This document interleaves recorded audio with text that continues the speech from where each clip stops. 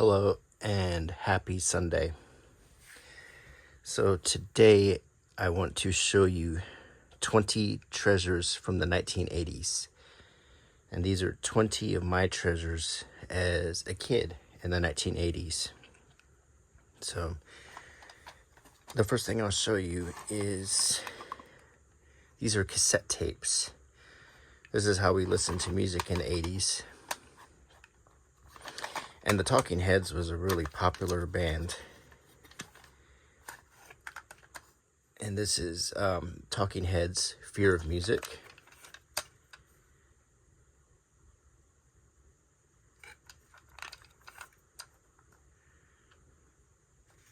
And inside, very, very simple liner notes. They didn't have any real inserts in it.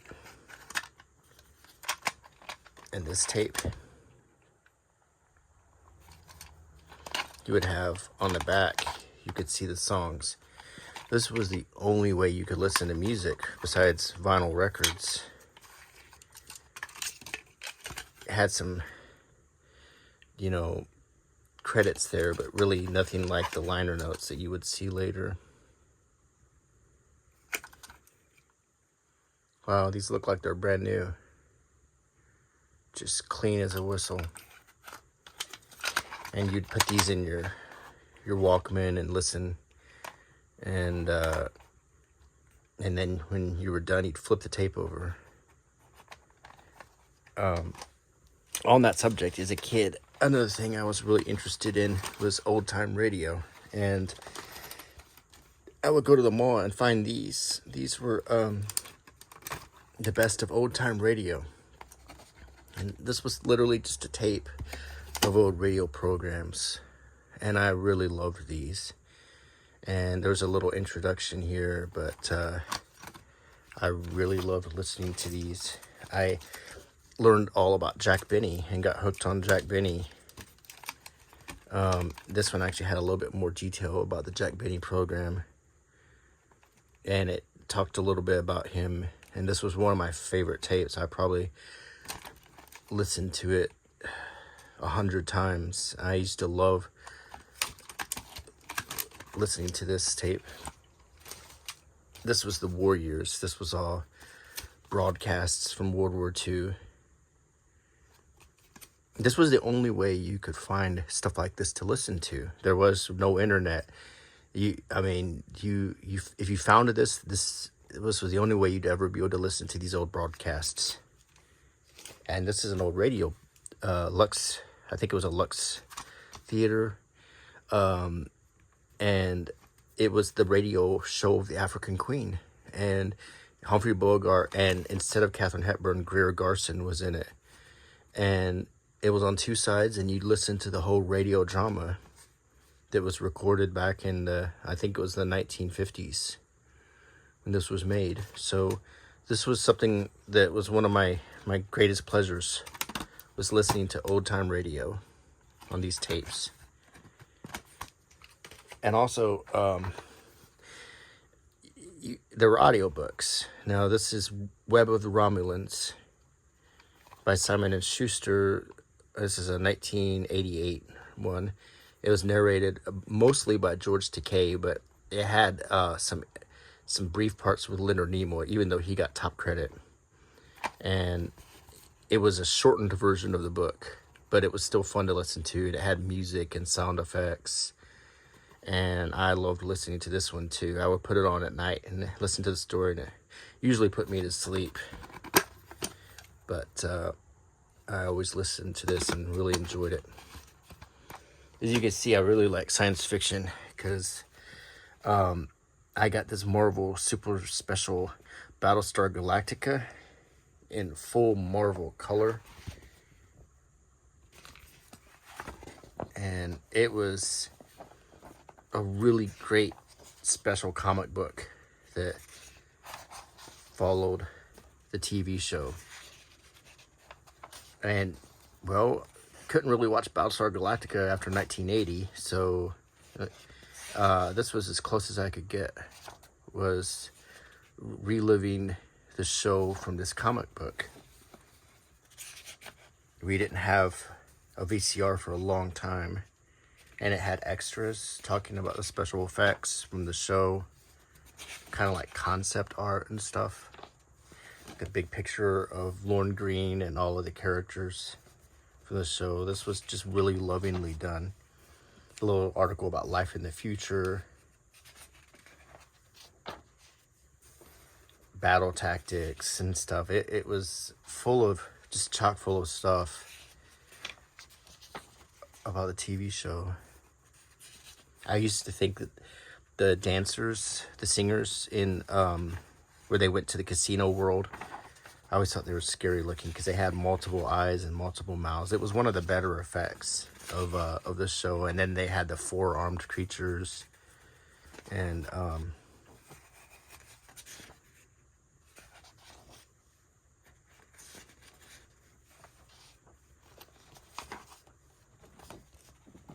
then there's an ad for Marvel Comics, Fantastic Four, Hulk, and Amazing Spider-Man. There's the back of it. So this is really cool. Another thing we had, because we couldn't watch our movies, was we had storybooks for our favorite movies. Like this is a storybook for Star Wars. It was put out by Scholastic Book Services. And it gives you a rundown of the characters. And it's got the whole story in there, the whole movie, with all kinds of pictures from the movie in it. It was really cool. And this was something an 80s kid would have had and cherished, because this is as close as he could get to watching Star Wars until, and look, there's even scenes that weren't even in Star Wars. Because I think this was put out before the movie was fully edited. So you got this part with Biggs that didn't even make it to the final cut. So there's a lot of cool stuff like that. And I had one for The Empire Strikes Back. Same sort of thing. Lots of great pictures. There's Hoth. There's the characters again.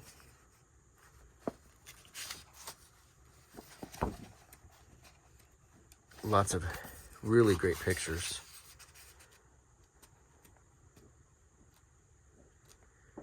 So you could relive Star Wars with a combination of this book and your imagination, and maybe you could put on the record of the soundtrack while you read it. And we would really do stuff like that to recreate it in our heads.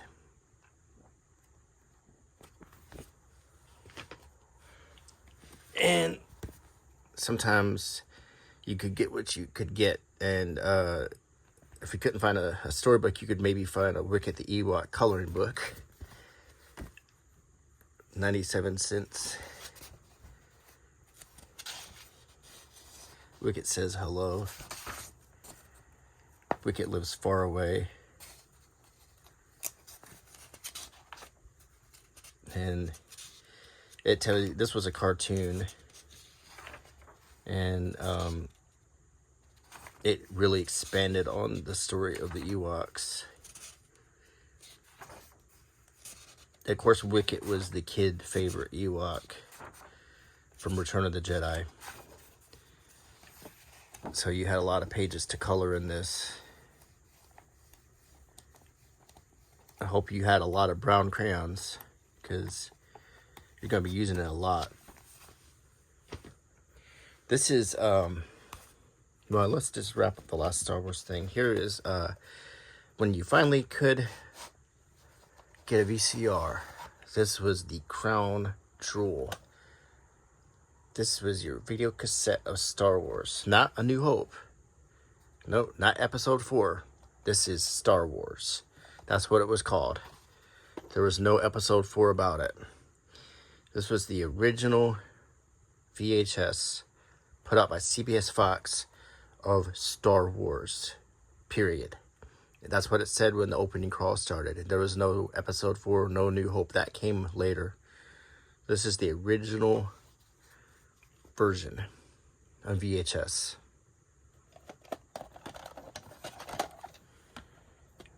That tab taken off means you couldn't copy it right there. There would be a tab if you could, but if you wanted to copy it, you would put some tape over that.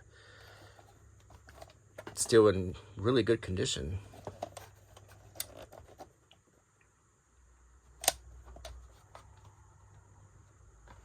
This is a real treasure.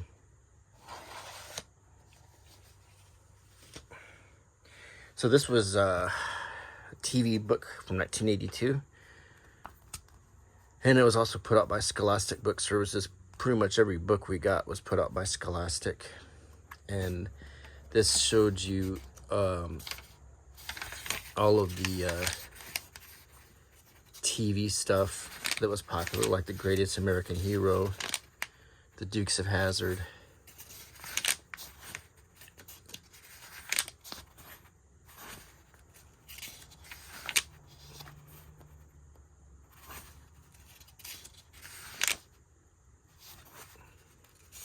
A big article about the Dukes of Hazzard.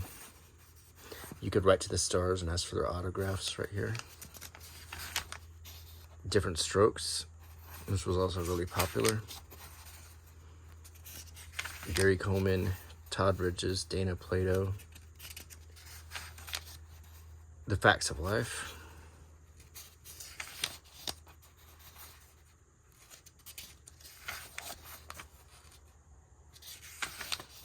MASH.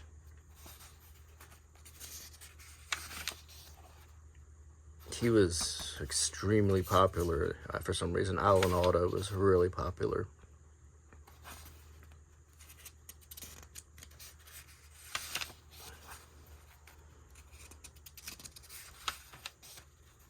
You could write to the stars of MASH here. Happy Days is real popular.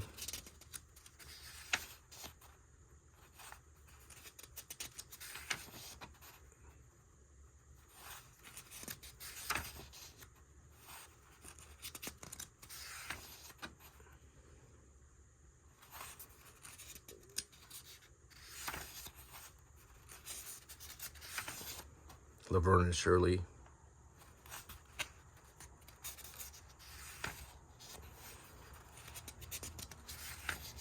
The Love Boat.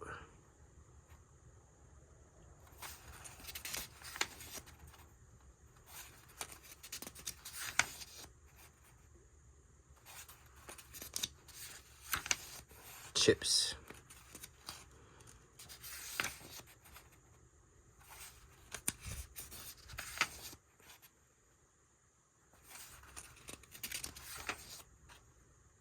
Bruce Jenner was in it.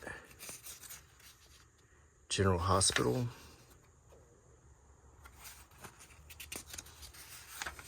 Little House on the Prairie.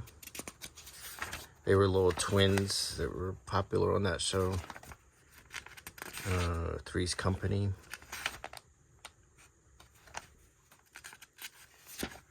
They don't mention Suzanne Summers in it because she was already kicked out. So they replaced Chrissy with Cindy and then Terry. The Powers of Peter Barton. That's one that didn't last very long. Then they had, it's funny, Peter Barton was the one who played Matthew Starr. So the show was called The Power of Matthew Starr, and Peter Barton was the actor. It's the article. Hill Street Blues, which was, my dad watched it all the time. My mom and dad watched it. I thought it was boring. And then there's some short takes.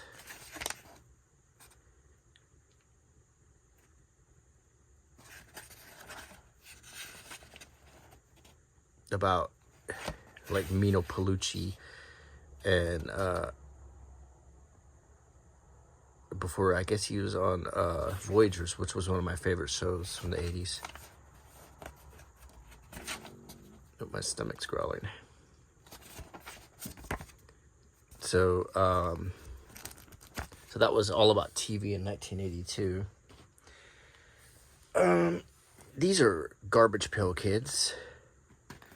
Now, the interesting thing about these is they were a riff on Cabbage Patch Kids, which were really popular. They were really popular in the 80s. So Garbage Pail Kids were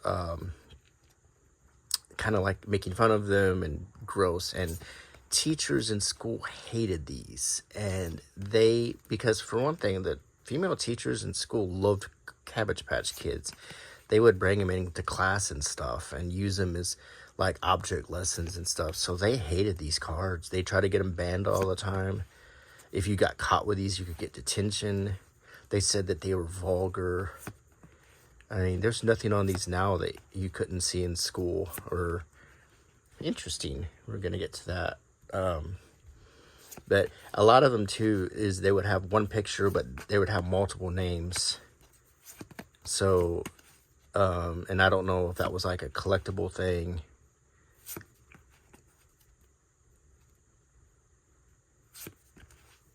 Some of these are really funny. But I'm not gonna lie to you. In the 80s, when we first saw these were shocking.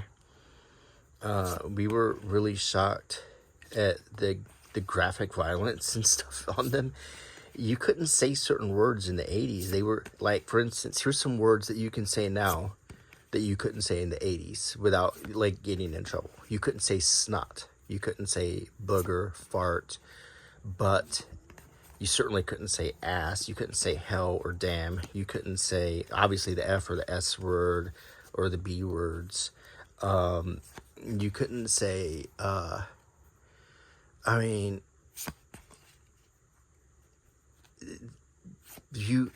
we had a code of like what you were allowed to say.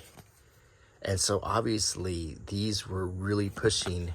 My stomach is just growling. I should have eaten before I did this. You had to really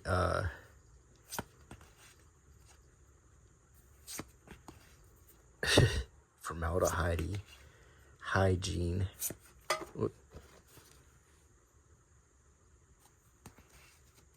Ruby Cube. Full disclosure, these are Mary's cards. I didn't actually have these, so I'm borrowing these from Mary. She had all of the Garbage Pail Kids, and my parents, that was a deal breaker in my household. My mom would have looked at these and thrown them in the trash.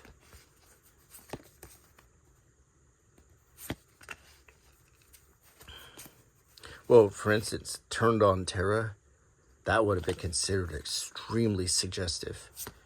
And that would have been, you know, just horrifying teachers if they'd seen that.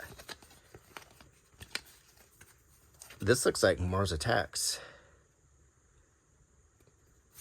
I think it might have been an early iteration of Mars Attacks.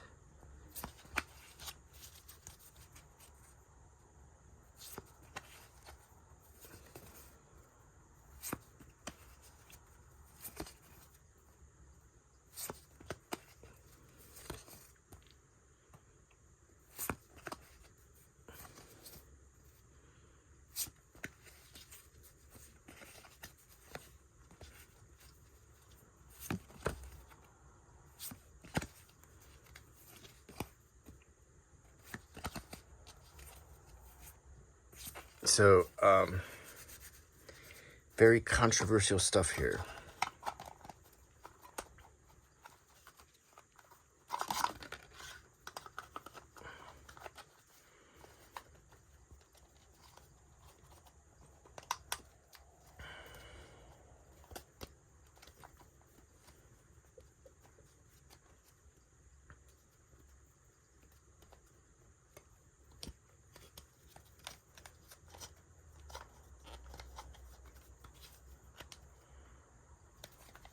Okay.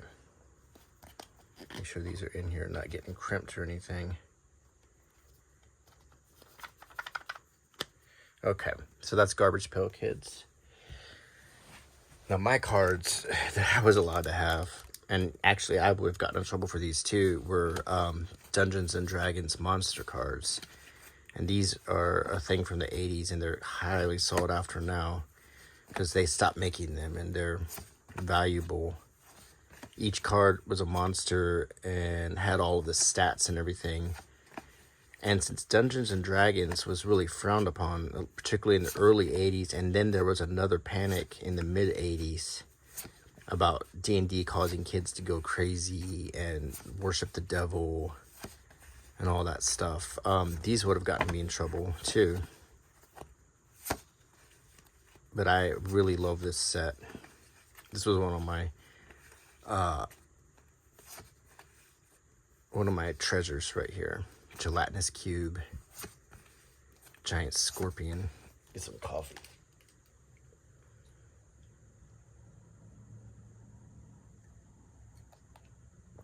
That's good. Gold dragon. I like how he looks kind of Chinese. Dwarf, hill giant, hippogriff.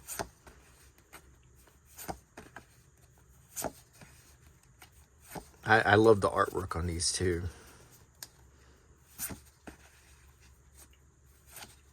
So these were my trading cards. And I do have a few doubles. I'm not sure what to do with them.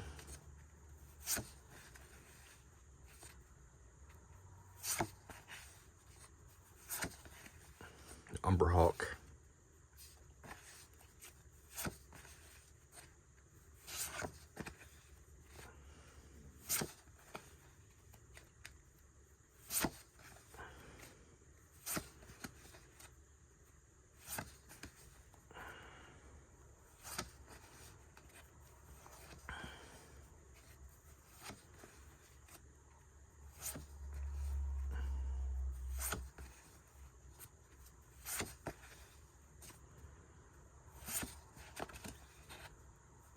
And the artwork on these is just great.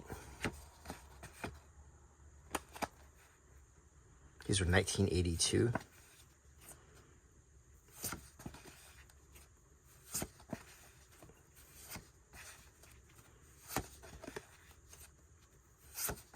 And set 4. The Black Dragon.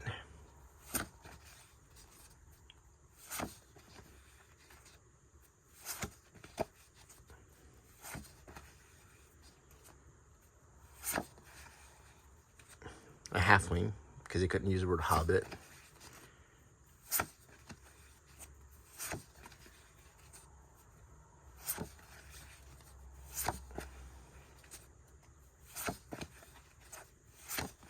The Rust Monster.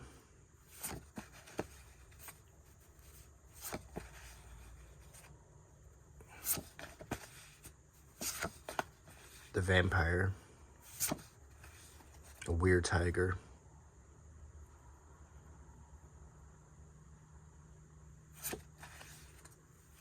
Okay, that was one of my favorite treasures. The monster cards. And kind of carrying forward from D&D, an old 1983 yearbook. And this is a reprint, but I wanted to show you that they, until the next panic that started around this year, 83, the kids in schools would often use D&D as a way to do their yearbooks, to kind of inspire their school yearbooks. Let me see if I can find some 80s pictures here to show you what life was like.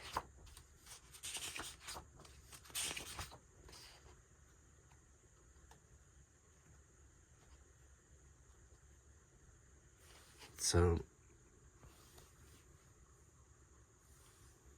the rogues and peasants, see, they were using D&D language. This is the ads that sponsor the yearbooks.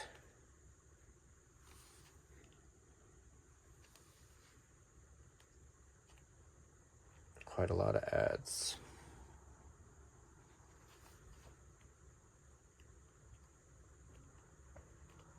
Let me see if I can find some other pictures that showed life in the 80s. Spirit Days, Halloween, Punk Day.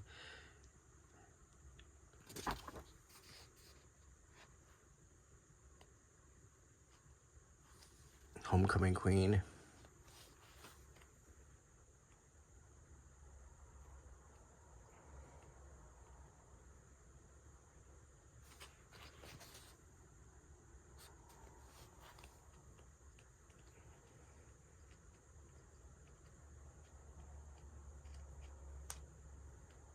And there's a few pictures in color.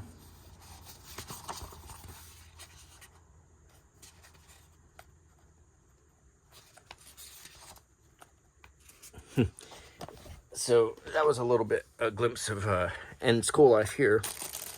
This was the greatest pencil box you could have in school. This is a 1980s super special pencil box, and I want to show you all the features of it. First of all, made in Japan with this soft cover. You would never see that in a school nowadays.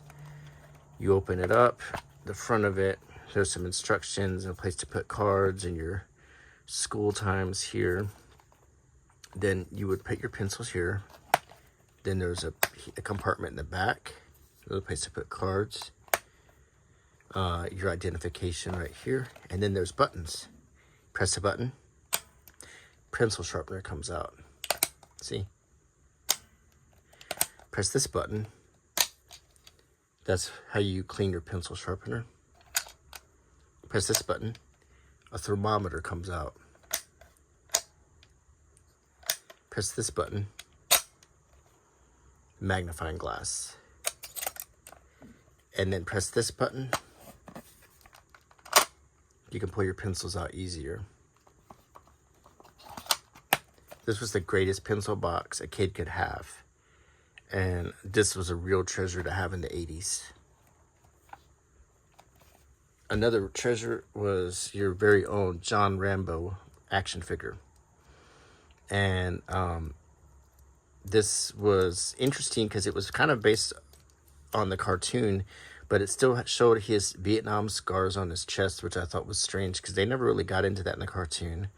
He had an M60. He had this Soviet rocket launcher that really worked, this RPG.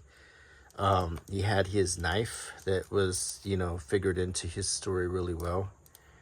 Even you could, the little part on the top that would screw off, and he had like supplies in there. He had 2 hidden knives on his belt buckle right here. And he was a pretty good action figure. Very posable. Good articulation. I love this action figure. And I always thought it looked like Stallone. You could have him hold all of his weapons here. And this was just because we watched First Blood and I wanted an action figure for the movie, and this is as close as I could get. But it's still a really good action figure. Very 80s action figure. Here's some stickers for Garfield, because Garfield was what it was in the 80s. Garfield was super popular. And if you couldn't afford my cool pencil case, you could also have this Garfield stationery set. And it came with 2 pencils. There's, if I can shake it down, there's a pencil bag in here.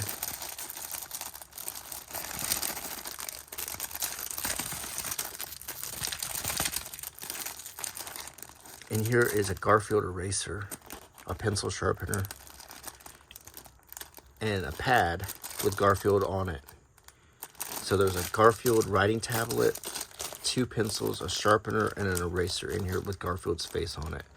This was crazy awesome. And this beautiful bag that you could zip. This is mint condition, never been opened. Full disclosure, these are 2 of Mary's treasures. And this is her Garfield from the 80s. As you can see, it looks a little different than modern Garfield. It's hard plastic and quite heavy. But Garfield was a very, very popular character. This is also her Garfield Wisecrack. Now this is like a little special effects toy, because watch.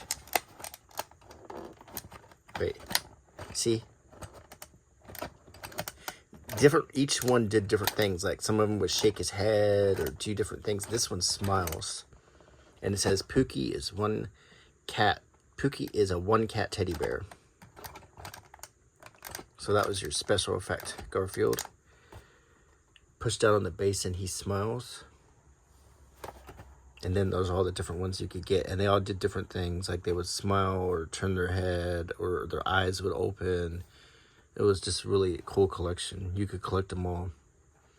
The famous cat with action personality. These are scratch and sniff stickers. I've got an open pack here. You scratch them and they smell like different things. So, like, that's kind of a mint smell.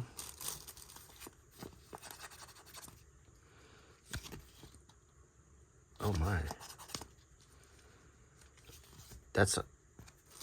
These are really strong still. Pickles. This is pickle smell. Okay, this is peppermint.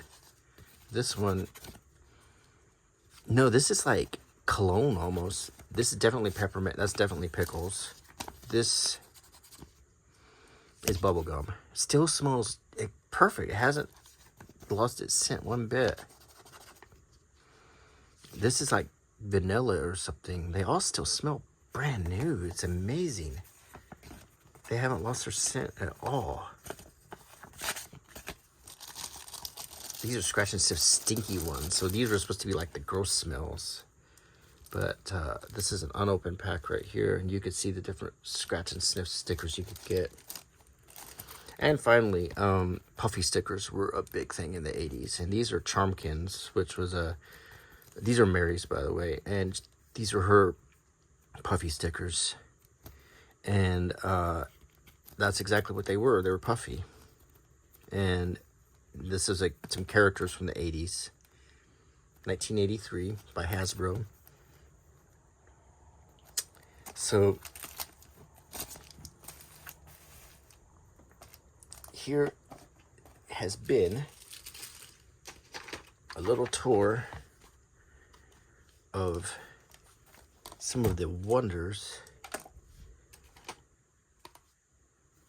of being a kid in the 80s and all of the amazing things you could have. Cassette tapes, fan books, Battlestar Galactica, Star Wars stuff,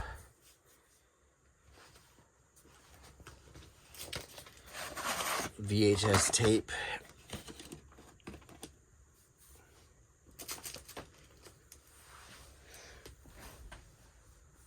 all of these things were treasures. All of these things were absolute treasures. And in the 80s, it's never going to happen again. It was one heck of a decade. It really was. I really enjoyed being a kid in the 80s. And I hope that seeing these treasures, if you maybe either brought back some memories for you, or if you did wonder what the 80s were like, that you got something out of these.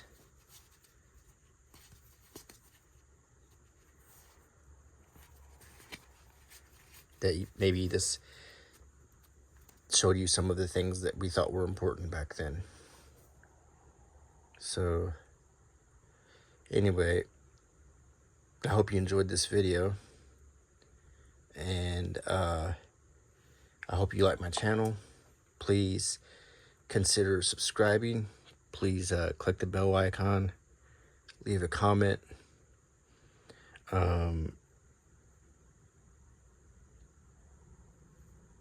Give me a thumbs up. All of that helps my channel very much. Oops. So, until next time. Bye.